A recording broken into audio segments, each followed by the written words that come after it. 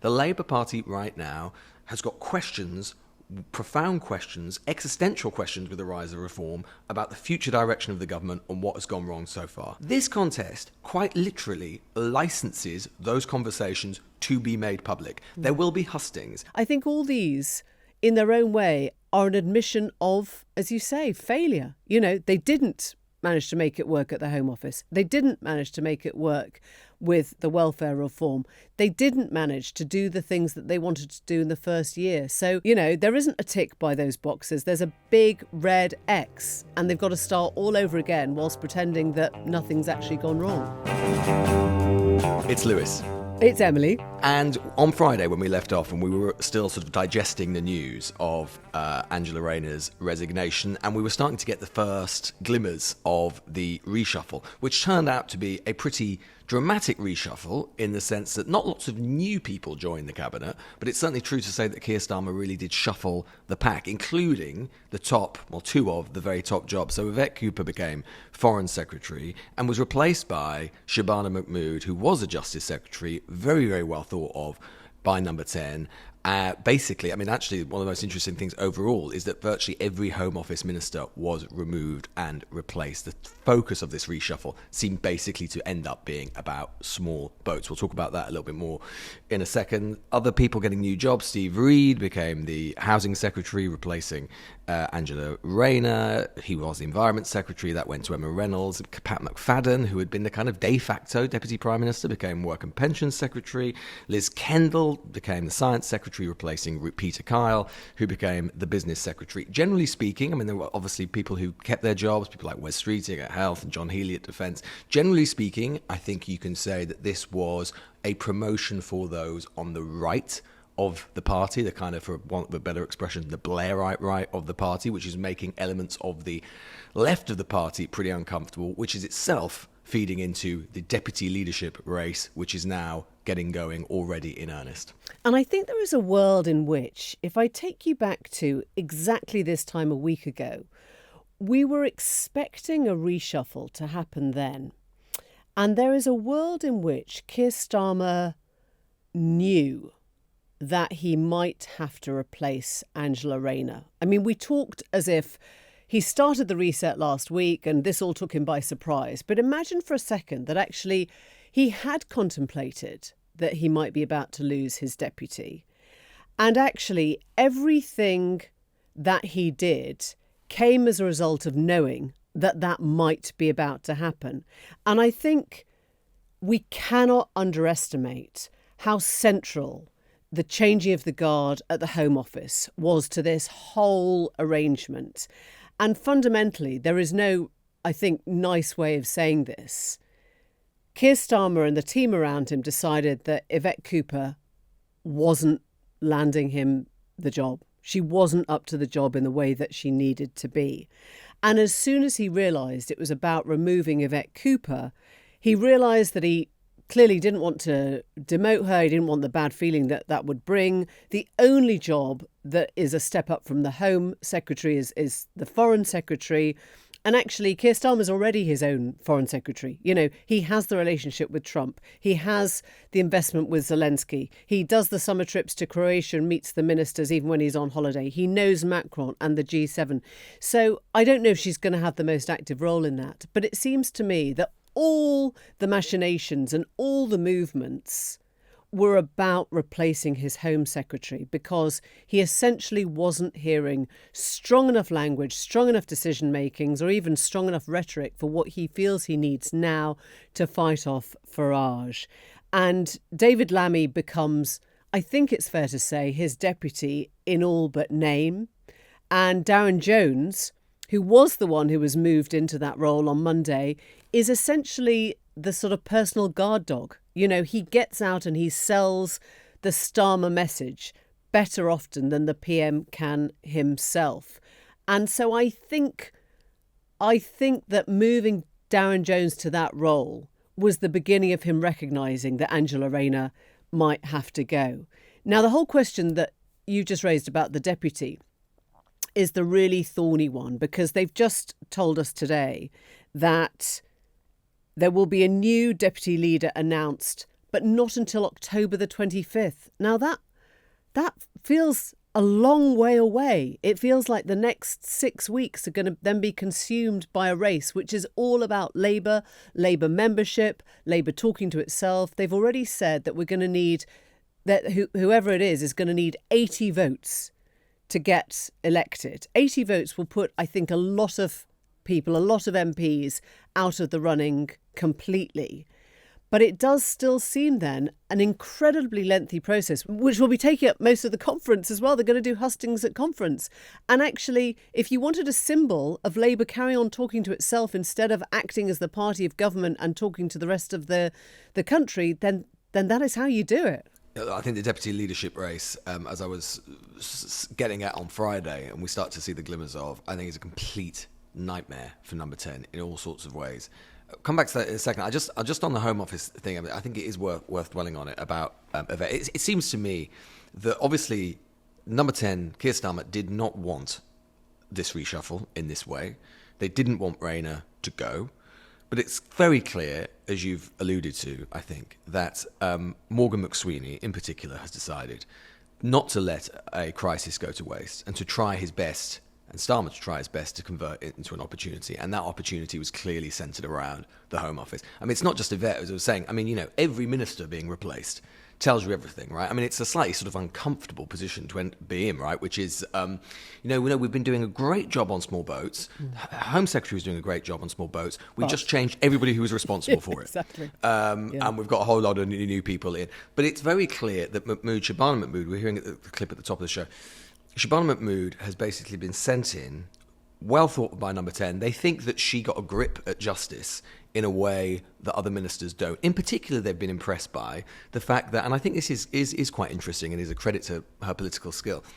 Obviously, what they've tried to do from the beginning is pin everything, their inheritance and their problems, on the Conservative Party, which they've largely actually really struggled to do. They haven't managed to pull off the trick that George Osborne so successfully did in 2010, which was basically to say every terrible thing that we're doing is basically as a result of Labour. Blame them. Labour have not been able to pull that trick off. We've tried to do it with the £22 billion backhole. It's just sort of fallen nowhere. Other government departments as well. Mahmood actually is the one who has really landed it. When she was in charge of prisons, I think you can generally say that it's kind of accepted within Westminster, within kind of elite opinion, media, that was the Tories' fault. And Number 10 think that Mahmood has quite uniquely, really, actually been able to land that message. So they think she's a good media performer. They think she gets things done. And frankly, this can be a bit indelicate in a way, but I think that they think that as a very, very prominent Muslim woman, she can go into the Home Office and she can say and do things and act in a way that maybe other politicians, including Yvette Cooper, can't. And she can turn to the liberal left and say, look, you can't say to me that I'm a racist. You can't say to me I'm this, that and the other. I'm going to think the unthinkable on this because we need to in order to see off Farage. So it is a deeply, deeply political move at a moment of maximum vulnerability on this particular issue of small boats. Yeah, I mean, she is definitely going to places that Yvette Cooper just couldn't. She's already talked today about... Or wouldn't, exactly. I mean, she's already said this morning she might suspend visas from countries that we don't have returns agreements with. We should say on her first day in the job, 1,097 people arrived in small boats. So she's facing this head on. She's saying that it's the most important mission. They have rewritten their goals now to include the stopping of small boats and the immigration issue as part of the top three. She has mooted that she wants to remove all asylum seekers from hotels and put them into disused parts of sort of military barracks. Again, sort of staring a lot of people in the face. And yeah, I mean, it is a really delicate question, but you wonder if Starmer isn't coming to it from a sort of like, who could be my Suella? Now, Suella was deeply unpalatable to Labour when they were in opposition. But right now, they're probably looking for the person who is prepared to say, nothing's off the table. We'll do whatever we need to do. I mean, I even caught myself wondering if the Rwanda agreement had been up and running, before the election, if they had got the first flights off the ground, the Tory governments, if they hadn't been stopped, would Labour really have stopped that? If they had watched it, if it had worked as a deterrent, would they have gone, it's still preposterous, we know the king hates it, we're going to stop it anyway? Or would they have just gone, well, it's not what we would have chosen to do, but we're not going to, waste more money on undoing it? I don't know. But I feel like there has been a shift. And obviously it's a shift that has taken the form of, reform rising in the polls, people gathering outside the asylum hotels in Epping and elsewhere, and this idea that they cannot now not make it their priority, whether in their hearts they truly believe it is or not. It's kind of been thrust upon them. And I think they've just decided that Shabana Mahmood is the one who isn't squeamish. Maybe that's the word. She's just quite blunt about it. She doesn't flinch when she talks about sort of, returns and what it takes. And maybe that's what they think they need now. Yeah, and it isn't just her. I mean, like I say, they've also put in, for example, Mike Tapp, who is the MP for Dover, a very hard line on these issues for kind of self-evident reasons.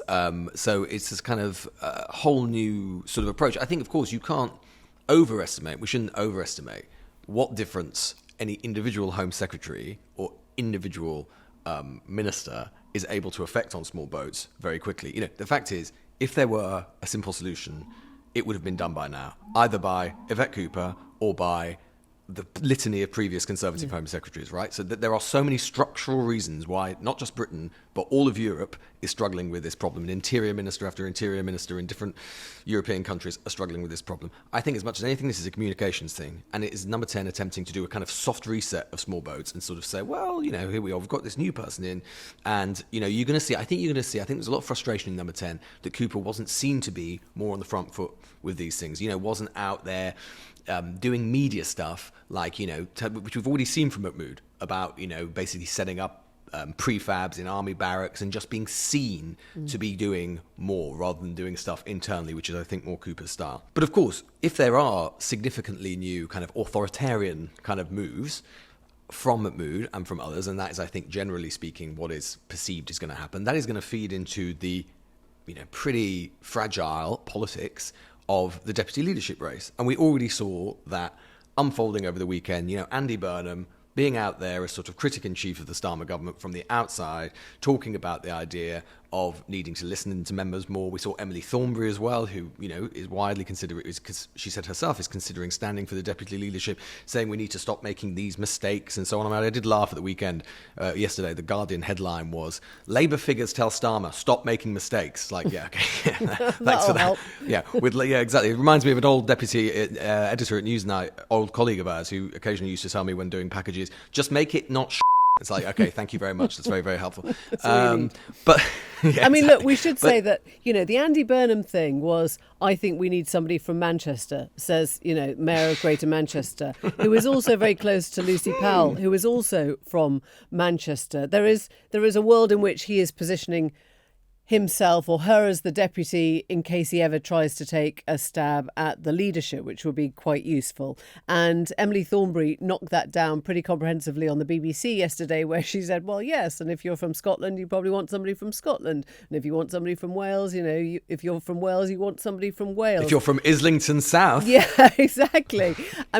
It's interesting, isn't it, the Thornberry place? Because in one way, she is, although from a completely radically different background to Angela Rayner, she is sort of the closest thing you get to the Rayner voice of authenticity. She does that wonderful sort of big sigh before she sort of starts speaking, but that it's going to be pretty unvarnished and it's going to be pretty upfront, and she doesn't shy away from the sticky stuff. And I could imagine that she will try and go for the deputy leadership. She's still not in the cabinet, sort of second time running. And she needs to be, or they need to be, quite high profile because, as I say, you need 80 MPs backing you and 5% of local Labour parties or 3 affiliates, 2 of which have to be trade unions, which is a pretty high ask. Now, I don't know if Emily Thornberry has that behind her, but I don't know who on the sort of the harder left, let's say, has that either, with the ability then to get 80 MPs. And so I think you're talking about a fairly select kind of contest at this point, aren't you? They have to be very well known. They have to have an awful lot of backing in the parliamentary party, and they have to have trade unions behind them. And I guess it's who else, manages to get their act together and get round the country and raise the money before conference, which is at the end of September. Yeah, these rules were designed to ensure that basically you need pretty high levels of institutional backing. Exactly. They were designed post the Corbyn period to ensure that would never happen again, either for the leadership or deputy leadership. Starmer has also expelled quite a few left-wing Labour MPs, so that reduces their numbers again. I find it very hard to see how there will be a candidate of the left. What I think is likely, though, is it's hard to see how there isn't a candidate of the kind of soft left, the sort of critics of McSweeney and Starmer in particular. And this is why the sort of paradox of this race is that for precisely the reasons you say, Emily, and precisely the fact that a lot of newish MPs within the PRP will still on some level want to try and stay on side with the Starmer government, you kind of need the arithmetic would suggest that basically a candidate of number 10 would be well placed. They would have the structural backing. But that would also be the kiss of death. Because right now what the Labour Party is not, if everything were going really well, then the Labour Party might want to hear that. What the Labour Party right now, and this is why this contest is dangerous for Starmer, the Labour Party right now has got questions, profound questions, existential questions with the rise of reform about the future direction of the government and what has gone wrong so far. And the reason this contest is dangerous for Starmer is those conversations, of course, have been happening behind the scenes, sotto voce, to journalists, between different MPs, different institutions of the Labour Party, sometimes aired in public at particular moments, but generally sort of under the surface. This contest quite literally licenses those conversations to be made public. There will be hustings. The conference will be dominated by those questions. And you're going to have each particular candidate, leader, whoever it happens to be, or candidate for the deputy leadership, being asked repeatedly and searching and scrutinising what the government has done so far and what the government might yet do. And the premium will basically be on a critical voice. That basically legitimises all of that dissent that we've seen so far. And if you think about, I'm just thinking about two of the most likely candidates, the sort of political delicious irony and pain for Starmer is this. Two of the most likely candidates, Emily Thornberry, you've already mentioned, Lou Haig as well, who of course left the cabinet. These are people who in one form or another have been dismissed by Keir Starmer, have become sort of critics of him, and might end up walking into number 10, being elected by the Labour Party, basically to stick it up him. And what a delicious irony that will be. Yeah, and I think, when you look at the shape of the cabinet, and you talked about the sort of the Blairite sort of wing, or whether it was looking more sort of Labour right, I guess one of the things that we shouldn't overlook is the movement of Pat McFadden, who is really seen as close to Starmer, one of the sort of original grown-ups in the cabinet, now moving to the Department of Work and Pensions. And I think there's a feeling, pretty much in the open, recognised now that they failed. They failed on the welfare mission. They failed to get the party in step. They failed to deliver something that looked like a proper cut or a proper reform. And Pat McFadden's come back to kind of knock heads together, to put it bluntly. And I think part of the problem here is a wider one, which is they keep on linking reform with cost cutting. And actually, if you are invested in policy and reshaping policy, and if your idea is to get people back to work because it's fundamentally better for them, better for the country, better for the whole shape of the workforce, that can sometimes kind of knock up against just the need to cut costs. And I think you can understand why they've done it, but they've sort of elided reform and cost cutting, and it's not always worked. And I think they've sort of thrown it back now at Pat McFadden and said, right, you do it. You take this up. We're going to have another go. And I think all these, in their own way, are an admission of, as you say, failure. They didn't manage to make it work at the Home Office. They didn't manage to make it work with the pensions reform, the welfare reform. They didn't manage to do the things that they wanted to do in the first year. So it is quite a hard story to tell, right? There isn't a tick by those boxes. There's a big red X, and they've got to start all over again whilst pretending that nothing's actually gone wrong. Well, I have to say, something I was surprised by was the fact that, normally in reshuffles you get some new blood. And generally speaking, there was almost no new blood in this cabinet. This was literally a reshuffle in the sense that it was a shuffling of the pack. It was giving a lot of the same people different jobs. And the sort of obvious critique of that is, well, if you didn't think they were being terribly successful in their old jobs, why do you think they're going to be terribly successful in these new jobs? Giving the same people different jobs is not really a kind of refresh. There was more significant movement in the junior ministerial rungs with lots of the new 2024 MPs, rising stars, sort of coming through that we'll hear a lot more from, I think, in the next sort of year or so.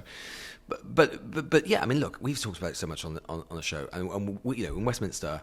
And, people like us, we get very excited by reshuffles and it's all quite interesting. But of course, structurally speaking, everything in terms of the direction of the government, with the possible exception of the Home Office, is much the same as it was before. And most of those, if you talk actually to ministers, most of them will say the defining thing about this government is previously, and maybe this will change now, who knows, but previously there has been relatively little direction from number 10. That's clearly something that Morgan McSweeney wants to change. It's not going to change in terms of we're never going to get, we've talked about it before, a sort of overarching kind of philosophy from Keir Starmer. That's just not his style. And so the question then really does become about this question of delivery. But structurally speaking, the biggest change is not really the shuffling of the pack. The biggest change, structurally, politically, is what is going on with the deputy leadership. That is the thing that will destabilise the Starmer project precisely at this moment of what was supposed to be of renewal and reset in a way that they would not and could not have anticipated. And like we were saying on Friday, this is really unusual. Deputy leadership contests for the Labour Party very, very rarely happen separately from a leadership election itself, right? Particularly in government. This is a really unusual situation. It's almost inbuilt to be unstable and difficult. So it is going to dominate Westminster for the next month or two. We'll be back in a moment talking about what on earth was going on at the Reform Party conference. Massive admission from most of the team here that Andrea Jenkins, the Mayor of Lincolnshire, has given them all earworm with her rendition of her own song, Insomniac. If you haven't seen the video, do catch it. She appears in a sparkly jumpsuit singing along to a song she wrote herself, and no one knows why. Simon, Garfunkel, McCartney, Lennon, Jenkins. Yeah. What a tune. Yeah. So she kicked off the Reform conference last week. And I guess the narrative has always been, poor Reform. Angela Rayner's departure stole the headlines, made Farage rewrite his speech and move it up. And they were sort of slightly pushed back and off the headlines because of all the sort of shenanigans at Labour. And the other way of looking at it is they were bloody lucky. I mean, when you actually see what came out of that conference, they were bloody lucky. More people weren't paying attention. We had the anti-vax conspiracist from Trump's Department of Health who decided to float a theory that perhaps King Charles's cancer was related to the COVID vaccination. Nice one. Oh, sorry, members. So maybe it was Kate's cancer as well. Highly likely, right? There is no data. There is no graph. There is no evidence. There is just a bloke on a stage telling an entire conference, filling up Birmingham's NEC, that the royal family's cancer came from the COVID vaccination. And nobody seems to be talking about that. Nobody seems to be saying, what the actual are you saying here? Yeah, and that wasn't it. I mean, they also decided to give a central slot on the conference stage to Lucy Connolly, who, of course, was only recently released from prison for incitement to violence during a national riot. She was hailed as a political prisoner, this completely ridiculous idea, which has been doing the rounds on the radical right. Somehow she was kind of Keir Starmer's personal prisoner and she was sort of sent to prison as a result of two-tier justice rather than committing a crime. And it could have been even worse. It could have been even worse. We're told with some reporting over the last 24 hours that Sarah Potchin, the MP for Runcorn, who elected in that by-election, of course, who was previously called for the burqa to be banned in Britain, said that she had wanted to arrive on stage in a turquoise version of the Islamic headdress, and she was talked out of it by the deputy leader, Richard Tice. Now, when Richard Tice is the one saying, look, let's just calm down here, let's steady on, Sarah, you're into kind of slightly weird territory. And I think just overall, this was actually disastrous for Reform. It's easily their biggest misstep after a period of continuous momentum, right? I have been told repeatedly, just like other journalists, talking to people central to reform, this conference marked the kind of apogee of our professionalisation drive. We're not just doing the thing that we normally do when we were in UKIP or Brexit Party, meeting at Doncaster races or the Winter Gardens in Margate in all of this sort of faded grandeur of the seaside. We're going to the Birmingham's NEC. It's going to look really professional. It's going to be, it's this part of the professionalisation drive that we've been doing. And it is of a genuine, I think it reveals and adverts to the real paradox at the heart of reform, which is on the one hand, they are driving towards that professionalisation. They're trying to court more moderate voters who might be interested in some of the things that they're saying, but are a little bit concerned about, Farage's past, some of the people who might be involved. And it reverts to that paradox which is they're trying to do that on the one hand, but at the same time, they have got a load of cranks in their midst. They've got a load of weirdos in their midst. They attract a lot of the elements of the online right with all of their conspiracy theories and weird ideas.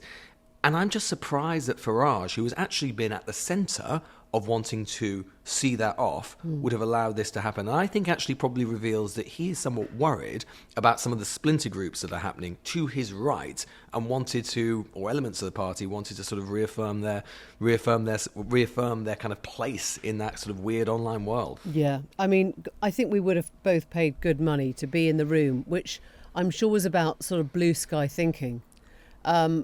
When Sarah Pochin suggested the turquoise burqa and got talked down, you just kind of want to be on that wall, don't you? But I think the some of the coverage about the Reform Conference has been breathless and excitable. And my interpretation of that is not just that the rest of the UK media thinks that, reform is, everything that the country needs, but just that they think that they are leaning into what the public wants. They think by talking up reform and talking up its chances and talking up the conference itself, they are basically placing themselves as where the public is. And I just want to take you to some really interesting data from Tom Larkin, who's the head of Observer TV, who was at the conference, and he writes, big support on Crank Twitter for me being an out-of-touch libtard because I said the positions on vaccines, climate change and Lucy Connolly promoted at Reform Conference are wildly unpopular with the public. Are they right? And he says the short answer is no. He goes into quite a lot of detail that shows how much of the UK completely disagree with the position on climate change. 67% of Britons think that climate change is man-made. And I think it's 83% are in favour of the vaccine. They're not going to start welcoming the remarks by Aseem Malhotra describing the cancers of the royal family as caused by COVID, the COVID vaccine, I should say. And he goes into various bits of the Reform platform, which I think is just worth having a look at, because we have all really sort of sucked up this idea that the Reform government is inevitable, that Farage as Prime Minister is inevitable, that, the people, whoever the people are massively supportive of reform, and that there's this 30% rise in the polls. I think it's certainly true to say that reform as a concept are much more popular now as a concept than either Keir Starmer's government or what's left of the Conservatives.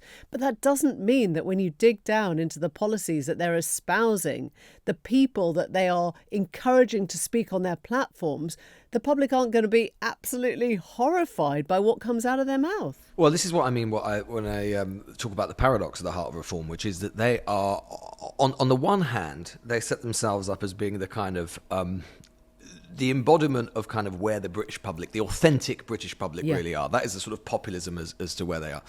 But on the other hand, and it is true that on some policy positions, that is true. They probably are roughly where the public are, or much of the public are on things like immigration and so on. Farage has been quite adroit and adept at moving to the left economically. The truth is the British public have always been a little bit statist economically and a bit more authoritarian on questions of immigration and those sorts of things, sort of left and right in that order, and that's not always been well represented in British politics. Reform are there. But then when you, as you say, Emily, when you lift the lid a little bit, the truth is that many of those at the heart of reform, or certainly maybe not the heart, but certainly many of those associated with reform, are of the radical right, and not just the radical right, but the sort of MAGA end of it. And all of this weekend felt pretty MAGA, right? And that is why you saw, this sort of conspiracy crank stuff around vaccines, all of this sort of stuff, political prisoners. As you say, if you ask the British public, there's been polling on Lucy Connolly, there's a big part of the British public that didn't think she went to prison long enough, right?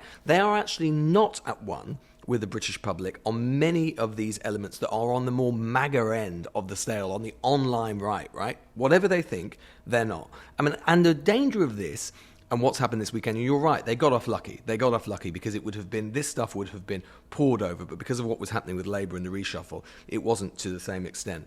But it just meant that you just ended up, instead of a conference where they could have been talking about their immigration message, they could have been talking about their economic message, you ended up getting people being put up and asked about whether or not the King's cancer had been caused by a vaccine, something that I put on my LBC show to their representative this weekend, Layla Cunningham, who is a councillor in Westminster and considered a rising star by the party. Oh, it's always down to free speech. It's so interesting, Lewis. It goes back to something that I think we touched upon last week, which is that Reform are in the ascendance, and what they do brilliantly is attack what already exists. Attack the institutions, attack the establishments, attack the elites, that's fine. But the moment it comes to putting together their own policies, you just feel like saying, let's get the sunlight in here. Because once you have to look at the policies, once you have to look at what they're actually suggesting, is this your positive way forward? Is this your suggestion for the NHS? Is this actually what you think as a party? It becomes much more complicated. And I was talking to Luke Trill, the pollster from More in Common, who'd been at the conference, and he was with a former senior member of the last government.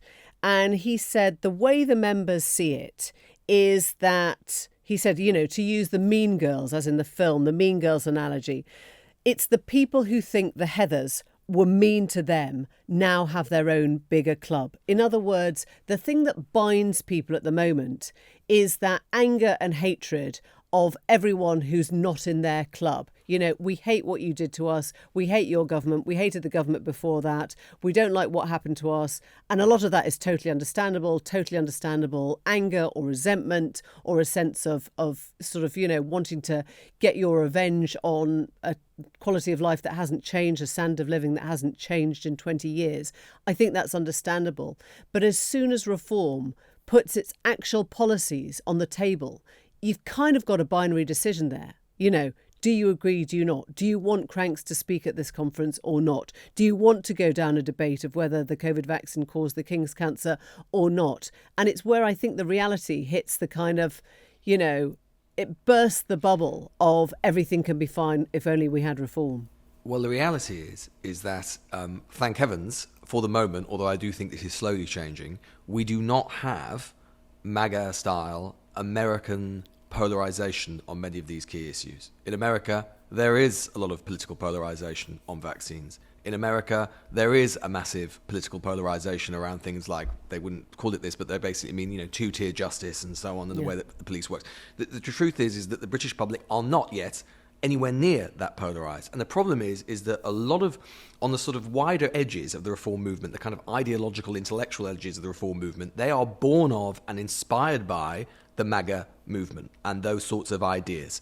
And the problem is that they're trying to marry those ideas onto a British public which is very sceptical of those things. So it is a dangerous thing, and I think it's to some extent born of their hubris that they keep polling so well and so on, and it's a dangerous moment, and they would do very, very well to remember that the British public, and their problem is that they swallow their own hype, that they believe that they are that these ideas are widely shared out there in the public, and they're not. And so it is dangerous, and not least because, as I say, their main political weakness, and you see this in focus groups and you see it in polling, is a worry precisely that they may have cranks within them and that they may have eccentric ideas or radical ideas or whatever it happens to be. That is dangerous. So having their first big conference with the main message being about vaccines and about Lucy Connolly or whatever it happens to be, it was a stupid mistake. The Newsagents. This is a Global Player original podcast.